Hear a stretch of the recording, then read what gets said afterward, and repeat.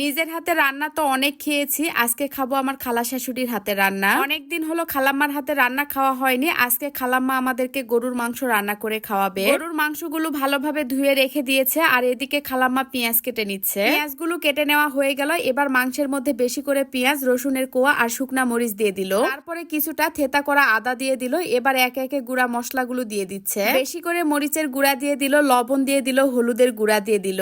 এরপরে সয়াবিন তেল দিয়ে দিল। এখন কিছুটা গোটা মশলা আর আস্ত জিরা দিয়ে দিল। তেলের পরিমাণ কম হয়েছিল, তাই আবারও কিছুটা তেল দিয়ে দিল। মাংসের মধ্যে সব মশলাগুলো দেওয়ার পরে পাতিলটা নিয়ে আমি ছাদের উপরে আসলাম মাটির চুলায় রান্না করার জন্য। খালাম্মা বলছিল ছাদের উপরে মাটির চুলায় রান্না করলে পিকনিকের মতো আয়োজন হবে, সবাই মিলে আনন্দ করতে পারবো। কিন্তু ছাদের উপরে মাটির কোনো চুলা নেই, ইট দিয়ে একটা চুলা বানিয়ে রেখেছে, এটাতে এখন রান্না করতে হবে। ছাদের উপরে গাছ থেকে যে পাতাগুলো পড়ে সেগুলো খালাম্মা জমা করে রেখেছিল জাল দেওয়ার জন্য। কোনো মতে চুলার আগুন জ্বালানো হলো, আর এদিকে দেখেন আমাদের জন্য চাও চলে এসেছে। চা খেতে খেতে সবাই মিলে অনেক মজা করলাম, আর এদিকে রান্নাও প্রায় হয়ে গেছে। আজকের রান্নাটা আমরা সবাই মিলে করেছি, কেউ মশলা দিয়েছে, কেউ চুলার আগুন জ্বালিয়েছে, আবার কেউ নাড়াচাড়া করেছে। যেহেতু শুধু মাংস রান্না করা হয়েছে, সাথে অন্য কোনো তরকারি রান্না করা হয়নি, তাই খালাম্মা আবার আলুর ভর্তা বানিয়ে নিচ্ছে। এদিকে সালাদ বানানোর জন্য টমেটো আর সাথে লেবুও কেটে নেওয়া হয়েছে। রান্না বান্না শেষ, এখন আমরা সবাই মিলে একসাথে রাতের খাওয়া দাওয়া করব।